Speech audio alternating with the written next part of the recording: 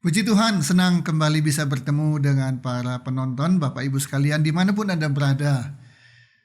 Alkitab menjelaskan hadir kembali pada hari ini di episode yang ke-17 bersama dengan saya, Yunus Timotius. Kali ini kita akan membahas tentang mujizat. Apa kata Alkitab tentang mujizat? Banyak orang membutuhkan pertolongan Tuhan. Dari hal yang kecil, setengah besar, sampai yang besar sekali. Dan pada akhirnya ketika masalahnya demikian besar, dia bilang, saya membutuhkan mujizat Tuhan. Ya. Oke, apa arti dari mujizat? Atau apa makna dari mujizat? Mujizat adalah tindakan atau perbuatan Allah yang supranatural. Artinya tidak lagi natural, tidak lagi sesuatu yang normal, tapi sudah sesuatu yang di luar akal pikiran manusia, ya, melampaui hukum alam. Jadi kalau hukum alam, benda dijatuhkan, dilepaskan, dia akan jatuh. Tapi kalau supranatural, dilepaskan, dia nggak jatuh tapi melayang. Nah, itulah kurang lebih ya, melampaui hukum alam, tidak dapat dijelaskan oleh logika manusia. Kenapa bisa begitu gitu ya? Kok bisa ya? Nah, itulah yang disebut dengan mujizat. Mujizat bukan hanya sekedar aneh. Tidak semua yang disebut aneh itu mujizat ya. Tidak semua yang disebut dengan ajaib, luar biasa, tidak semua itu disebut mujizat. Tapi mujizat itu adalah merupakan tanda yang Tuhan berikan. Tanda yang Tuhan berikan untuk menjelaskan tentang kebesarannya, menjelaskan tentang kekuasaannya, dan ketuhanannya. Itu ya baru disebut mujizat. Jadi jangan sedikit aneh, mujizat. Banyak sulap juga aneh, bahkan disebut ajaib, tapi itu bukan mujizat. Ya, mujizat adalah tanda yang Tuhan berikan dari Tuhan itu, bukan dari manusia. Tentang kebesarannya, tentang kekuasaan dan ketuhanannya. Jadi, dalam setiap mujizat, pasti nama Tuhan ditinggikan dan dimuliakan. Nah, itulah dia Bapak Ibu sekalian, ya. Arti atau makna dari mujizat. Dengan demikian, ini mengingatkan kita bahwa tidak semua keanehan, keajaiban itu adalah mujizat, ya. Dan jangan lupa, iblis pun dia punya kuasa ya. Dan dia bisa buat hal yang aneh-aneh. Yang ya supernatural juga, dan orang bilang kok ajaib ya bisa begitu ya. Nah, itu iblis juga bisa lakukan itu. Dan itu menjadi strateginya iblis untuk mengelabui, untuk membohongi manusia agar manusia terpukau dan kemudian tertipu. Nah, dari terpukau menjadi tertipu. Mengira itu dari Tuhan, padahal sebenarnya tidak. Kita baca dulu ya, 2 Tesalonika 2 ayat 9. 2 Tesalonika 2 ayat 9 berbunyi begini. Kedatangan si pendurhaka itu adalah pekerjaan iblis, dan akan disertai rupa-rupa perbuatan ajaib, tanda-tanda, dan mujizat-mujizat palsu. Nah, jadi dia juga bisa buat hal-hal yang aneh, yang ajaib gitu ya, ada tanda-tanda dan kemudian mujizat, tapi itu palsu. Mujizat dari Tuhan itu tidak pernah bertentangan dengan isi Alkitab. Mujizat dari Tuhan selalu memuliakan nama Tuhan. Sementara mujizat yang palsu dari iblis itu selalu memutarbalikkan kebenaran. Memukau manusia, nggak perlu ya, bikin orang jadi wah kagum-kagum, terpukau, luar biasa, kemudian dipengaruhi dengan keluar biasaan itu. Untuk apa? Untuk menjauhi, bahkan tidak lagi memuliakan Tuhan. Itu dia tujuan dan cara-caranya iblis dengan bikin mujizat-mujizat yang palsu. Contoh-contoh mujizat ya banyak ya. Air berubah jadi anggur, kan nggak mungkin kan, air tetap air. Dia bisa berubah jadi anggur, itu pasti luar biasa, itu mujizat. Dan itu mujizat pertama yang dilakukan oleh Tuhan Yesus di Kana. Orang buta melihat. Kalau orang buta dalam kondisi mata kornea masih bagus, masih normal, ya mungkin orang bilang itu kebetulan. Tapi kalau orang buta dari sejak lahir dia buta dan kemudian segala sesuatu juga orang bilang nggak mungkin lah, tapi bisa melihat, itu sesuatu yang luar biasa. Yang lumpuh bisa berjalan, orang mati bisa bangkit dan hidup kembali, laut bisa terbelah. Mana ada kejadian di mana kejadian tsunami aja bikin kita terkaget-kaget. Dulu 10 tahun, 20 tahun lalu kita nggak pernah dengar apa itu tsunami. Nggak tahu kejadiannya dan nggak pernah juga nama istilah tsunami juga muncul. Tapi sekarang terjadi dan dahsyat. Ada terjadi tsunami di mana-mana. Tapi laut terbelah belum pernah kita tahu, belum pernah kita dengar. Nah itulah contoh-contoh mujizat dan Tuhan yang bisa lakukan itu. Oke, dari arti dan makna mujizat, kita pindah ke pertanyaan berikutnya. Dari mana sumber mujizat itu? Nah, sumber minyak ada di ladang-ladang minyak. Oh, orang cari, ya, di mana diteliti supaya diketahui sumbernya dari mana. Nah, jadi mujizat itu dibutuhkan oleh manusia. Dari mana sumbernya? Siapa yang bisa bikin mujizat? Mazmur 72 ayat 18, Alkitab menjelaskan begini. Terpujilah Tuhan Allah Israel yang melakukan perbuatan yang ajaib seorang diri. Nah, Mazmur sudah menjelaskan. Yang melakukan perbuatan ajaib adalah Allah. Allah Israel dan Allah kita semua. Dia lakukan itu tidak dengan bantuan siapa-siapa. Dia melakukan itu seorang diri. Ya. Kisah Para Rasul 2 ayat 22, Alkitab menjelaskan begini. Hai orang-orang Israel, dengarlah perkataan ini. Yang aku maksudkan ialah Yesus dari Nazaret, seorang yang telah ditentukan Allah dan yang dinyatakan kepadamu dengan kekuatan-kekuatan dan mujizat-mujizat dan tanda-tanda yang dilakukan oleh Allah dengan perantaran Dia di tengah-tengah kamu, seperti yang kamu tahu. Nah, jadi dari sini kita bisa mengetahui bahwa yang membuat mujizat itu Tuhan Yesus. Hanya Tuhan yang bisa membuat mujizat. Manusia tidak bisa. Iblis bikin mujizat, tapi mujizat yang palsu. Yang asli hanya bisa datang dari Tuhan. Nah, karena itu jangan kejar mujizat kepada manusia, kepada pendeta. Ada yang mengatakan saya nabi, ya silahkanlah. Ya, dia mengaku dia sebagai nabi, silakan. Ada yang mau percaya, ada nggak percaya, silakan. Jangan cari mujizat kepada orang-orang. Nah, nabi juga masih orang kan, masih manusia kan. Nah, jangan cari mujizat pada manusia. Atau sebaliknya, sudah putus asa, dia mengaku sudah berdoa, Tuhan belum jawab-jawab, belum muncul mujizat, udah minta tolong pendeta, mungkin minta tolong pada yang mengaku sebagai nabi, juga belum ada jawaban. Udahlah, minta bantuan kepada siapa lagi? Kepada siapa aja, termasuk itu ada orang pintar. Bukan pintar matematika, bukan pintar sejarah, tapi pintar mengobati. Istilahnya zaman dulu dukun, sekarang punya istilah baru, paranormal. Nah, datang aja ke sana, nanti bisa mendapatkan mujizat. Jangan. Mujizat sumbernya hanya satu. One and only, kata orang Inggris. Satu dan satu-satunya. Sumbernya adalah dari Tuhan. Pertanyaan ketiga.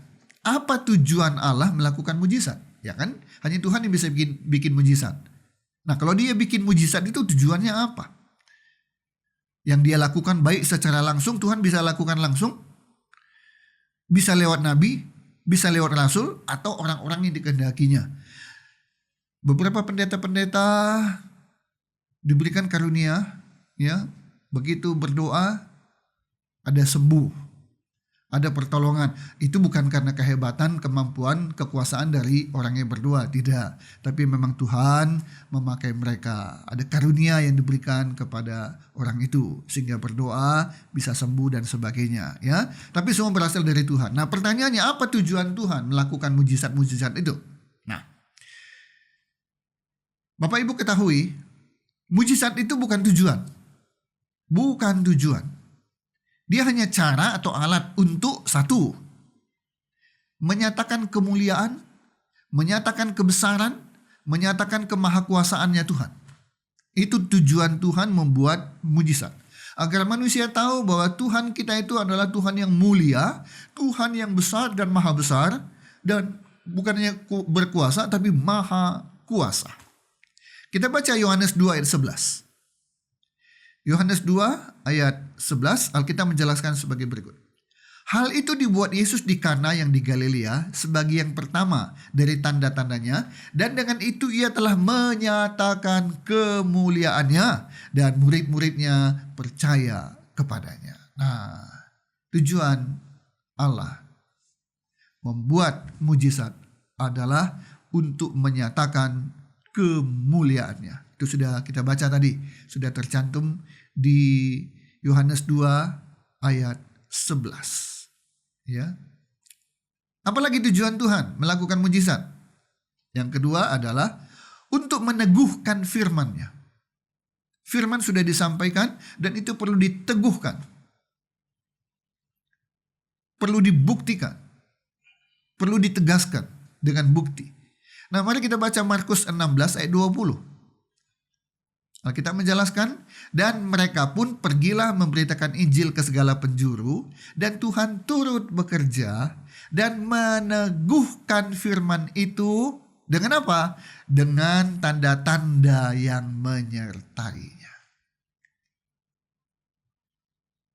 Jadi ada tanda-tanda, dan tanda-tanda yang dari Tuhan pasti tanda-tanda yang bukan biasa, tapi yang luar biasa, tanda-tanda mujizat, ya, untuk meneguhkan firman-Nya. Kalau firman-Nya mengatakan aku berkuasa untuk begini, untuk begitu, Tuhan buktikan. Berkuasa untuk menolong, dia buktikan dia menolong. Aku berkuasa menyembuhkan, dia buktikan dia bisa menyembuhkan. Ya, meneguhkan firman Tuhan ya dan amin. Firman Tuhan bukan ecek-ecek. Firman Tuhan bukan cuma sekedar pemanis mulut, janji-janji palsu, tidak. Apa yang dia firmankan itu terjadi, ya, itu terjadi. Buktinya adalah mujizat yang dia lakukan. Yang ketiga, apa tujuan dari Tuhan adalah untuk menolong manusia, membantu manusia sesuai dengan kehendaknya, sesuai dengan belas kasihan, dan sesuai dengan kemurahan hatinya. Ada lagu, suka-sukamu Tuhan, suka-sukamu Tuhan, suka-sukamu Tuhan. Suka-sukanya Tuhan. Kita dengan ukuran kita sebagai manusia yang terbatas, suka bilang begini, kenapa ini Tuhan tolong itu enggak ya? Tuhan gak adil. Itu kan kata kita, kacamata kita, keterbatasan kemampuan dan pengetahuan kita. Kita nggak tahu persis apa yang terjadi pada dua orang itu, sehingga Tuhan membantu ini dan belum atau tidak membantu yang itu. Tapi Tuhan itu maha kuasa dan maha tahu siapa yang dia harus bantu, siapa yang harus dia tolong. Bahkan dengan mengadakan mujizat, Tuhan yang tahu. Ya. Markus 1 ayat 41. Alkitab menjelaskan sebagai berikut. Maka tergeraklah hatinya oleh belas kasihan. Lalu ia mengulurkan tangannya. Ada action. Menjamah orang itu dan berkata kepadanya, aku mau, jadilah engkau tahir. Sembuh. Ya. Sembuh. Mujizat terjadi. Karena dia mau menolong orang yang sakit menjadi sembuh. Orang yang buta bisa melihat, yang lumpuh bisa berjalan. Anak muda yang mau dikubur jadi bangkit kembali. Itu Tuhan menolong, maka terjadilah mujizat. Oke. Jadi ada tujuan. Tuhan bukan Tuhan yang iseng ya. Tuhan mujizat, Tuhan mujizat. Mujizat tidak semudah semurah itu, Ferguson, ya. Ada tujuannya Tuhan kalau mau terjadinya mujizat. Pertanyaan berikutnya, apa peranan iman dalam terjadinya mujizat. Nah, bisa nggak mujizat terjadi tanpa iman? Apakah iman itu penting agar terjadinya mujizat? Oke. Iman penting dalam terjadinya mujizat, tetapi bukan sumber mujizat. Ini harus dipahami benar Bapak Ibu sekalian. Iman penting untuk bisa terjadinya mujizat. Tetapi iman itu bukan sumber mujizat. Sumber mujizat tadi sudah kita ketahui, hanya dari Tuhan, itu sumbernya. Tapi pentingnya iman itu untuk terjadinya mujizat hanya sebagai salah satu persyaratan saja. Jadi iman bukan satu-satunya persyaratan. Bukan satu-satunya alat, wadah, apapun namanya istilahnya, ya, untuk bisa terjadinya mujizat.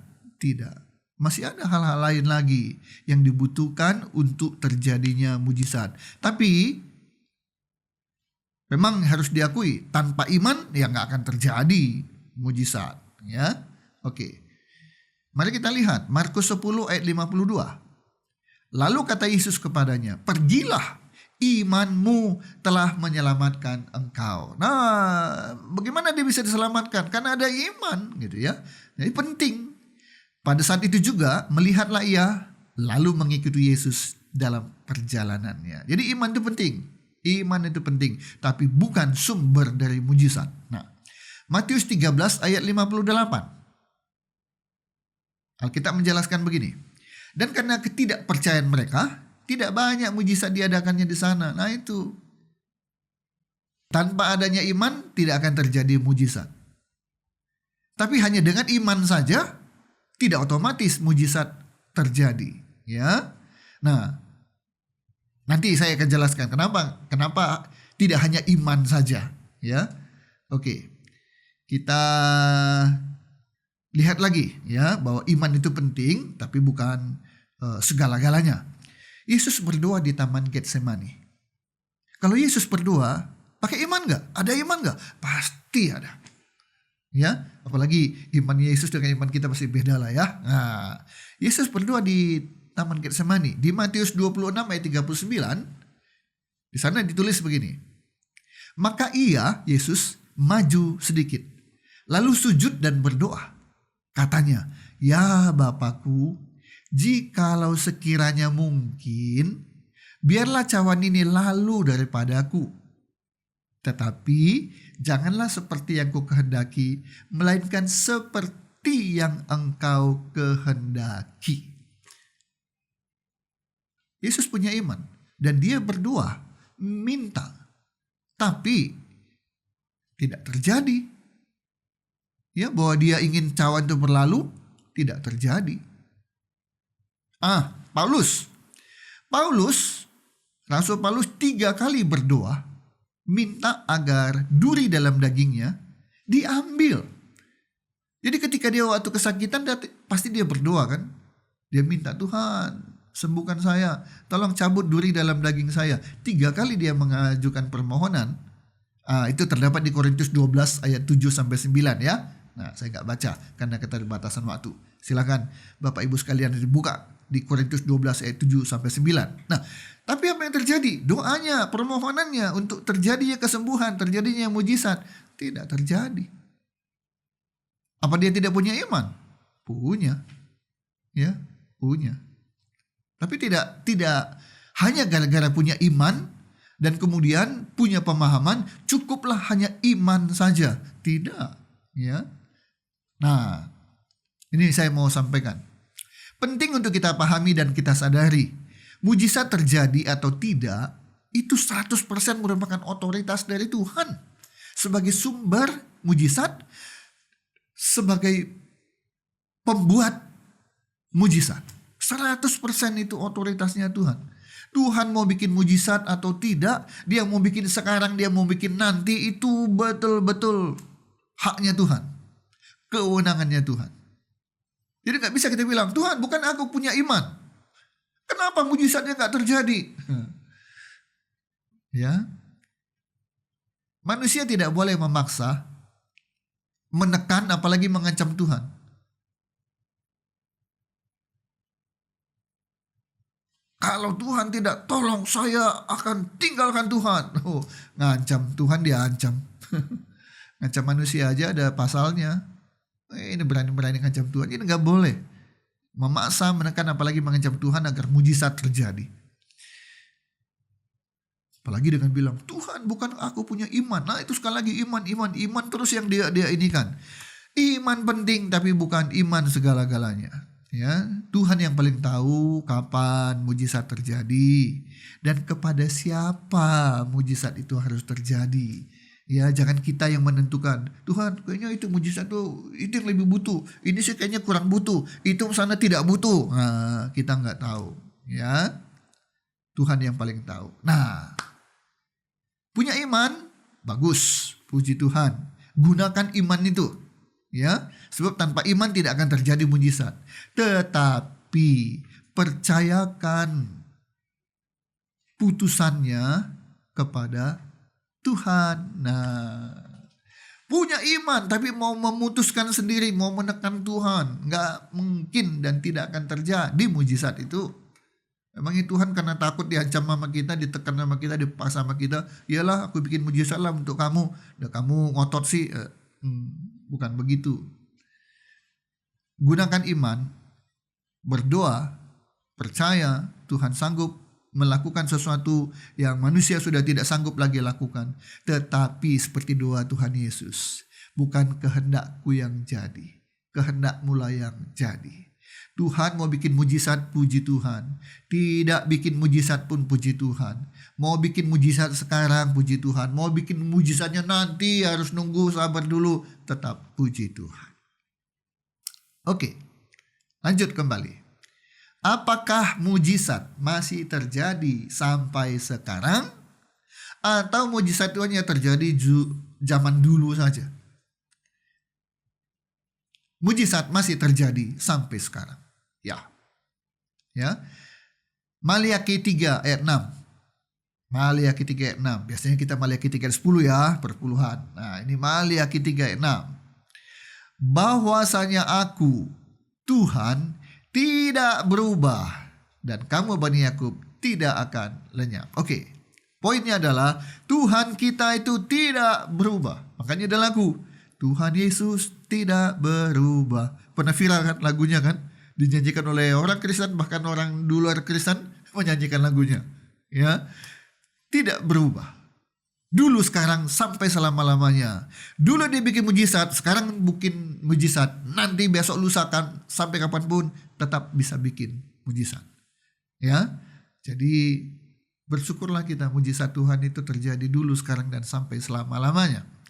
Ibrani 13 ayat 8. Alkitab menjelaskan, Yesus Kristus tetap sama, baik kemarin maupun hari ini dan sampai selama-lamanya. Bersyukur mujizat itu tetap ada. Karena dia tetap berkuasa, dia tetap punya kemuliaan. Ya. Bahkan Tuhan Yesus sebelum naik ke surga kan dia pernah bilang, kamu akan melakukan hal-hal yang lebih besar lagi. Wow. Luar biasa. Ya, tentunya ada iman, ada penyerahan sepenuhnya kepada Tuhan. Oke? Pertanyaan nomor 6. Kapan waktu yang tepat? Kapan waktu terbaik untuk manusia memohon mujizat Tuhan itu terjadi? Kapan ya? Hari Senin, hari Selasa, hari Minggu, begitukah? Tidak. Bukan pada hari, tapi pada kondisi ya. Nah, pada kondisi. Kondisi mana? Kondisi bagaimana waktu yang tepat untuk minta mujizat? Misalnya contoh, kita sakit. Sakit kan bermacam-macam ya Bapak Ibu ya. Apa sakit ringan ya? Sakit perut misalnya. Buang-buang air. Ada banyak obat yang tersedia. Dari obat yang warung sampai obat apotek dengan resep. Banyak obat. Apakah kalau kita sakit perut kemudian Tuhan Yesus buat mujizat untuk sakit perutku? Begitukah? Apalagi? Jerawat. Nah, mau laki-laki mau perempuan, nah terutama perempuan. Kalau punya satu jerawat aja udah kayaknya dunia ini udah gimana, goyang gitu ya. Nah, ketika ada satu laki-laki maupun perempuan punya satu jerawat, langsung kemudian berdoa, Tuhan aku beriman, mujizatmu terjadi. Harus begitukah? Mari kita lihat ya.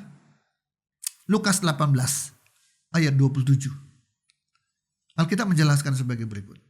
Kata Yesus berkata, Yesus berfirman, apa yang tidak mungkin bagi manusia, mungkin bagi Allah.